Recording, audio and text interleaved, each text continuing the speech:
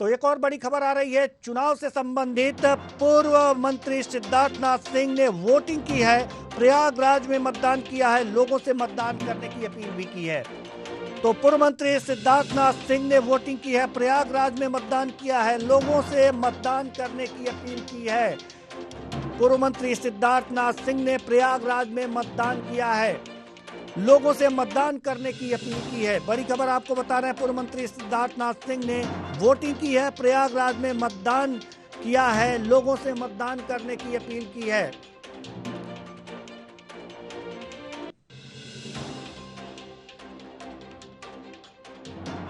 तो पूर्व मंत्री सिद्धार्थनाथ सिंह ने वोटिंग की है।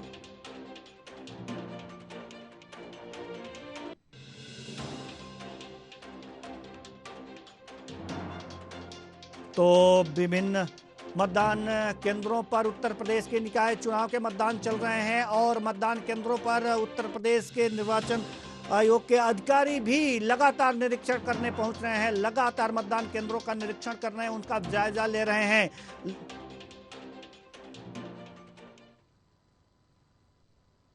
कि ये हमारा बलरामपुर में नगर निकाय का चुनाव है। यहाँ ईवीएम नहीं, बैलेट पेपर के माध्यम से इलेक्शन किए जा रहे हैं और हमारे पांचों निकायों में मतदान प्रारंभ हो गया। पूरे हमारे 222 बूथ हैं और 79 केंद्र हैं और इसको मैं और एडिशनल एसपी साहब सभी केंद्रों का भ्रमण कर रहे हैं ताकि शांतिपूर्ण और सुव्यवस्थित ढंग से मतदान संपन्न कराई जा सके। आज नगर निगम के 1180 बूथ में पोलिंग शुरू हो चुका है और सब जगह हमारी पोलिंग प्रारंभ हो गई, पीसफुली मतदान चल रहा है और आप देख रहे हैं कि मेरी वाना माकर स्कूल यहाँ पर हम लोगों ने आदर्श बूथ बनाया है और यहाँ पर हम लोगों ने जो वरिष्ठ नागरिक जन है या दिव्यांग जन है उनके लिए विशेष इंतजाम भी किए हैं। हमारे यहाँ पर नगर निगम और सारी नगर पंचायत में पीसफुली मतदान हो रहा है। संवेदनशील एरिया को लेकर किस तरीके से? संवेदनशील क्षेत्रों के लिए हम लोगों ने 67 स्थानों पर वीडियो कैमरास लगाए, वहां पर पर्याप्त मात्रा में पुलिस फोर्स तैनात किया है और जो भी मतदाता उनकी हेल्प के लिए भी हम लोगों ने वहां पे बीएलओ को तैनात कर रखा है। तो सब जगह अच्छे से स्वतंत्र और निष्पक्षता पूर्वक मतदान हो रहा है। तो ये थे निर्वाचन अधिकारी जो लगातार निरीक्षण कर रहे हैं मतदान केंद्रों का और ये बता रहे थे कि किस तरह से ये निरीक्षण कर रहे हैं। नन्हे सिंह प्रयागराज से हमारे साथ जुड़े हुए हैं, बलरामपुर से भी हमारे संवाददाता जुड़े हुए हैं। प्रयागराज हम रुख करेंगे, नन्हे सिंह का बातचीत हो रही थी नगर निगम चुनाव की। तो नगर निगम चुनाव में बीजेपी की प्रत्याशी जो हैं गणेश केसरवानी हैं और सपा के प्रत्याशी अजय श्रीवास्तव, इन्हीं दोनों में जो है टक्कर की बात सामने आती है। लेकिन यहाँ पर एक चीज ये भी देखा गया है, नन्हे सिंह जो मेयर पद की प्रत्याशी हैं गणेश केसरवानी, यहाँ पर इससे पहले 2012 में नंद गोपाल नंदी जो कि मंत्री हैं उत्तर प्रदेश में, इनकी पत्नी अभिलाषा गुप्ता यहाँ पर जो है मेयर थी। उसके बाद से 2017 में बीजेपी का टिकट से ये पुनः मेयर थी, लेकिन इस बार इनका बीजेपी ने पत्ता साफ कर दिया है। तो यहाँ पर इनका कुछ विरोध भी झेलना पड़ रहा होगा गणेश केसरवानी को, ऐसा कुछ चुनाव के दौरान, प्रचार के दौरान समझ में आया आपको? जी, हम बताना चाह रहे हैं देवन जी कि प्रयागराज में जिस तरह से नंद कुमार गुप्ता नंदी या उनकी पत्नी अभिलाषा गुप्ता का टिकट गया के प्रयागराज के व्यापार सभा के जो अध्यक्ष थे, व्यापार सभा ने प्रेस कॉन्फ्रेंस किया था। उन्होंने जो है भाजपा को किसी तरह से वोट का समर्थन देने से मना कर दिया था और उन्होंने कहा था कि हम इस बार जो है किसी को समर्थन नहीं देंगे और हम लोग जो है हर बार ये जो है लगातार 10 बार दो वर्ष पंचवर्षी से इन्होंने व्यापार सभा लगातार इनको समर्थन दे रहे थे, लेकिन इस बार जो है समर्थन देने से मना कर दिया और इनके जो संगठन इन्होंने नंद कुमार गुप्ता नंदी जो है यहाँ अपना खुद एक संगठन तैयार किए हैं और लगातार अपने संगठन इनका जो है निष्क्रिय था। और ये जो संगठन था वो विरोध में था। और इस तरह देखने को मिल रहा है कि गणेश केसरवानी जो मंच पर अब योगी आदित्यनाथ आए हुए थे, वहां पे गणेश केसरवानी न तो नंदी का नाम लिया, नंदी जो है नंद गोपाल गुप्ता जब बोलने बोलने वहां मंच पे पहुंचे, उन्होंने भी गणेश केसरवानी का नाम लेने से बचते रहे। और इस तरह से जो है वहां देखने को मिली मतभेद और दूरियां, वो जो है वोटरों में किस तरह से परिणाम देखने को मिलेगा, ये तो जो है आज के बाद ही मालूम हो पाएगा। जी, आज तो ईवीएम में जो प्रत्याशियों की किस्मत कैद हो जाएगी, जो नगर निगम के प्रत्याशी हैं। हालांकि 2 बार से यहाँ पर बीजेपी का कब्जा रहा है लगातार। अगर जो कहा जा सकता है कि अभिलाषा गुप्ता जो हैं वो बसपा के समर्थन से 2012 के जो मेयर के चुनाव हुआ था उसमें बसपा के समर्थन से जीती थी, लेकिन 2017 में बीजेपी के टिकट से उन्होंने चुनाव जीता था। लेकिन इस बार उनका टिकट कटने से वहां पर कुछ मनमुटाव चल रहे हैं, जिसका लाभ क्या अजय श्रीवास्तव यानी कि सपा के प्रत्याशी को मिलता हुआ दिख रहा है आपको, या मिल सकता है? जी देवेंद्र जी, हम बताना चाह रहे हैं कि प्रयागराज में जो इस बार समीकरण जो है बहुत बदले हुए नजर आ रहे हैं। और ये जो इसका एरिया था वो बढ़ गया है, जो झूसी नैनी और पापा मऊ या सराय नाइट तक जो है एरिया बढ़ा गया है। और उस एरिया के बढ़ने की वजह से लगातार जो है कैंपेनिंग प्रत्याशियों को जो है नहीं कर पाए। और 10 दिन 5 दिन में इनको टिकट फाइनल हुआ, 10 दिन के अंदर इन्होंने हर कार्यकर्ता पार्टी के वोटरों के पास रुझाने का कार्यक्रम इनका जो था वो फेल साबित हुआ।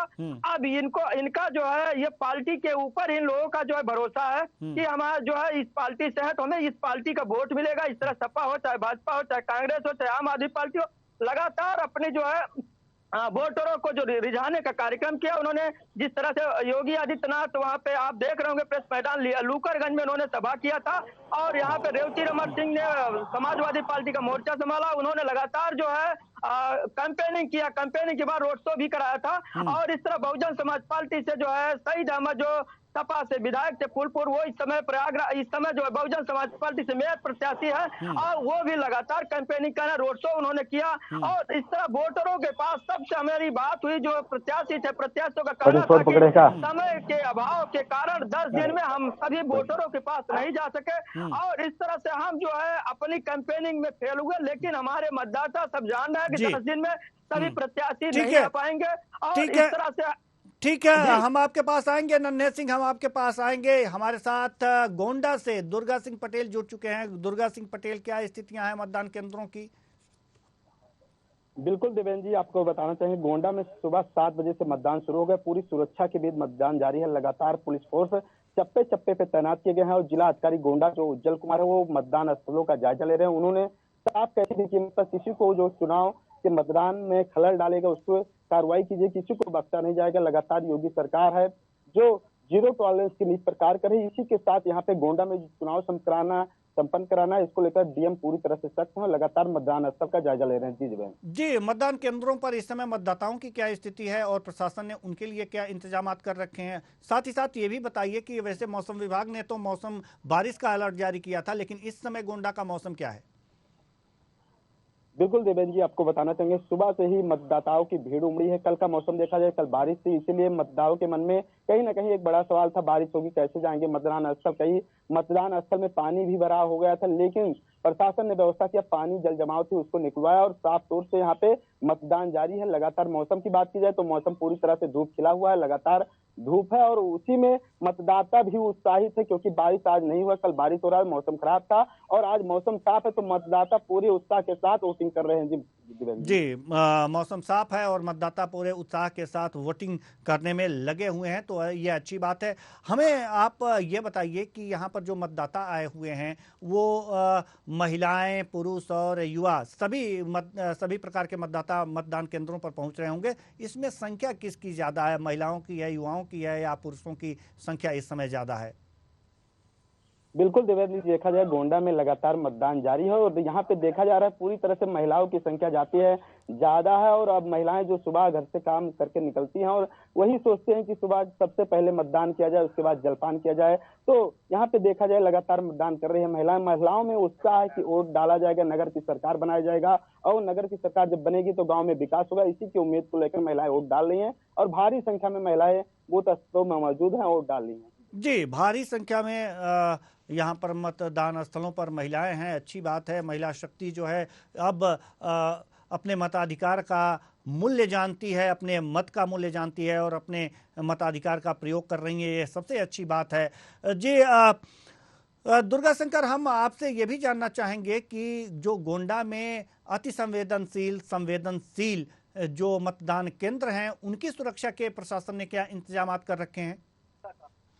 बिल्कुल देवेंद्र जी, आपको बताना चाहेंगे गोंडा में आज सामान्य है, 35 संवेदनशील है और 7 असंवेदनशील केंद्र है जहां पर पूरी तरह से अर्धसैनिक बल तैनात किए गए, पुख्ता इंतजाम किए हैं प्रशासन द्वारा। किसी को वहां भी प्रत्याशी के जो समर्थक उनको नहीं दिए, पूरी तरह से यहाँ पर सुरक्षा व्यवस्था का इंतजाम किया गया। लगातार प्रशासन द्वारा सतर्कता बनाई गई है, ब्रॉडकास्टिंग की कहीं भी किसी प्रकार की कोई अनहोनी घटना के पूरी तरह से प्रशासन अलर्ट है।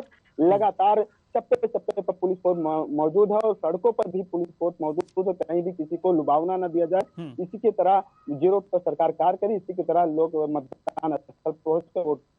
जी ठीक है, हम आपके पास आएंगे। हम सीधे रुख करते हैं सहारनपुर की तरफ और हमारे संवाददाता जुड़े हुए हैं गुलाम नबी कुरैशी।